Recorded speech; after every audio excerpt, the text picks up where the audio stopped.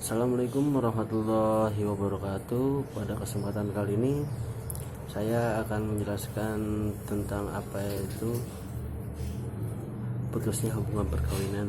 Pertama-tama izinkan saya memperkenalkan diri. Nama saya Arfiansyah Pramana, nomor pokok mahasiswa 3019210082. Putusnya hubungan perkawinan.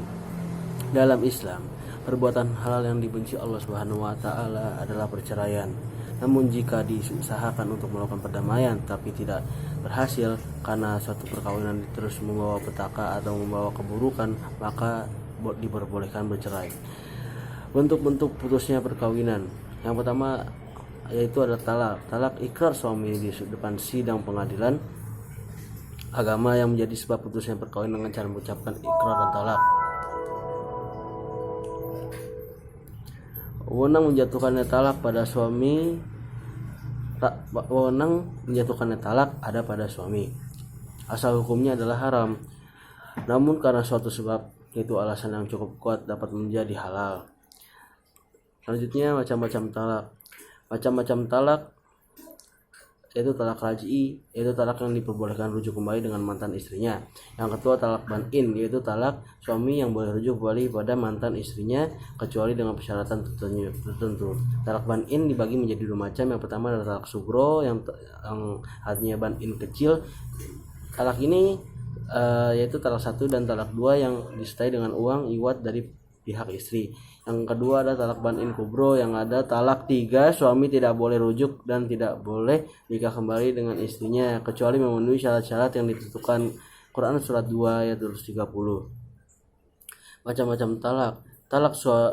Macam talak lainnya ini yakni adalah talak sunni, yaitu talak yang dijatuhkan sesuai dengan ketentuan dalam Al-Quran dan Sunnah Rasul, yaitu menjatuhkan talak pada saat istri dalam keadaan suci dan belum dicampuri. Hukumnya adalah halal. Talak bid'i adalah talak yang dijatuhkan yang mengikuti ketentuan Allah, yang tidak mengikuti ketentuan Allah dan Sunnah Rasulnya. Waktu menjatuhkannya talak, yang pertama istri tidak boleh sedang haid, dan selanjutnya tidak boleh menjatuhkan talak pada istri sedang suci dari haid dan sudah dicampuri sesudah suci. Yang ketiga adalah talak dijatuhkannya pada saat istri telah suci dari haidnya dan belum dicampuri. Ada dua pendapat tentang menjatuhkannya talak pada saat istri sedang hamil. Ada yang memperbolehkan dan ada yang tidak diperbolehkan dan tidak. Talqik berarti menggantungkan. Sedangkan tahqiq talak adalah syarat-syarat yang diperjanjikan. Jika dilanggar oleh suami, maka terbuka kesempatan pengambilan inisiatif untuk talak dari istri kalau dia menghendaki seperti itu. Selanjutnya adalah shikok. Shikok dalam Quran surat 4 ayat 35 menggunakan hakam untuk memperdamaikan suami istri yang sedang bersih hebat. Fasoh adalah putusnya hubungan perkawinan atas permintaan salah satu pihak oleh hakim agama, karena salah satu pihak menemui celah dan merasa tertipu atas hal-hal yang belum diketahui pada saat berlangsungnya perkawinan. Talak huluk, talak tebus adalah perceraian berdasarkan persetujuan suami istri yang bentuknya jatuh talak 1 dan dari suami pada istri dengan adanya penebusan iwat dengan harta atau uang oleh istri yang menginginkan cerai dengan huluk. Selanjutnya adalah mubaroh. Mubaroh adalah timbulnya perceraian dari kedua belah pihak. Ila adalah menolak dengan sumpah. Bila dikaitkan dengan pernikahan, artinya adalah sumpah seorang suami untuk tidak mencampuri istrinya dalam jangka waktu tertentu sesuai kehendak suami. Pada masa sebelum Islam, hal ini dilakukan dengan tujuan balas dendam untuk menyusahkan istri. Istri dibuat terkantung-kantung dan tidak diceraikan. Pada saat Islam datang, wahyu turun firman Allah Quran surat 2 ayat 226 sampai 227. Wahyu ini memerintahkan kepada suami yang menggila-gila istrinya jika lebih dari 4 bulan dan tidak mencabut sumpahnya, maka istrinya harus diceraikan. Jika suami kembali pada istrinya, maka Allah akan mengampuninya. Dan selanjutnya zihar. hampir sama dengan ilah. Zihar pada zaman jahiliyah, seorang suami bersumpah atas istrinya dengan sama dengan punggung ibunya. Maknanya suami tidak ingin campur lagi dengan istrinya. Jika ia ingin kembali pada istrinya, maka ia harus membayar kafarat atau denda. Selanjutnya ada li'an. Li'an adalah laknat atau kutukan karena orang yang mengucapkan li'an adalah sumpahnya yang kelima.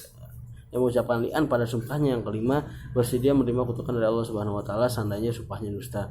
Dalam putusan hubungan perkawinan karena si suami menuduh istrinya sedang berzina dan istri menolak tuduhan itu, mereka menguatkan perdirian mereka dengan cara sumpah dengan dasar hukum Quran surat 24 ayat 6 dan 7, dan proses li'an yaitu diatur pada Quran surat 24 6-9. Suami yang menuduh istrinya berzina maka ia harus menghadirkan 4 orang saksi yang melihat langsung. Jika ia tidak mendatangkan 4 orang saksi, maka ia harus bersumpah sebanyak 5 kali. 4 diantaranya menyatakan bahwa tuduhannya adalah benar, dan sumpah kelima menyatakan bahwa laknat Tuhan akan menimpannya jika ia berdusta. Selanjutnya adalah fahisyah adalah perbuatan buruk dari pihak suami atau istri yang mencemarkan nama keluarga. Misalnya zina, pemabuk, berjudi. Selanjutnya ada murtad. Murtad berarti keluar dari ajaran agama Islam. Jika ini terjadi, maka putuslah hubungan perkawinan mereka. Dasar hukumnya Quran surat 2 ayat 221, yaitu larangan perkawinan beda agama. Mafqud artinya seorang suami yang meninggalkan tempat kediaman bersama tanpa alasan yang sah dan tidak diketahui keberadaannya, apakah masih hidup atau wafat. Jangka waktu istrinya menunggu suami adalah 4 tahun. Jika sudah 4 tahun dan belum ada kabar suaminya, maka ia dapat meminta hakim untuk memfaskhkannya perkawinannya kepada hakim. Selanjutnya masa idah ditambah dengan harta bersama. Arti kata idah dilihat dari segi kemungkinan keutuhan perkawinan yang telah ada, suami dapat rujuk kepada istrinya. Dilihat dari segi si istri sebagai suatu tenggang waktu, dalam waktu mana si istri belum dapat melangsungkan perkawinan baru dengan laki-laki lain. Kegunaan masa idah: jangka waktu bagi suami istri yang mungkin masih panas-panas menghadapi suatu kekeruhan rumah tangga untuk menenangkan pikiran. Selama masa idah itu yang berkisar antara 3 atau 4 bulan, akan dapat diketahui dengan agak kuat apakah si wanita ini sedang hamil atau tidak. Selanjutnya macam-macam masa idah menurut sebutan dalam Al-Quran. Janda karena talak. Dalam Quran surat 2 ayat 228, bahwa seorang wanita yang menjadi janda karena putusnya hubungan perkawinan dalam bentuk talak, masa idahnya adalah 3 quru. Arti quru menurut Imam Syafi'i adalah masa suci, menurut Hanafi masa tidak suci.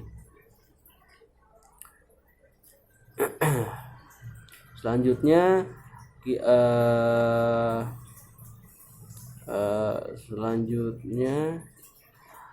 akibat putusnya perkawinan.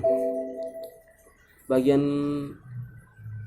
selanjutnya yaitu waktu tunggu pada pasal 153 sampai 155. Yang pertama, istri yang sudah perkawinannya berlaku waktu tunggu atau idah kecuali qol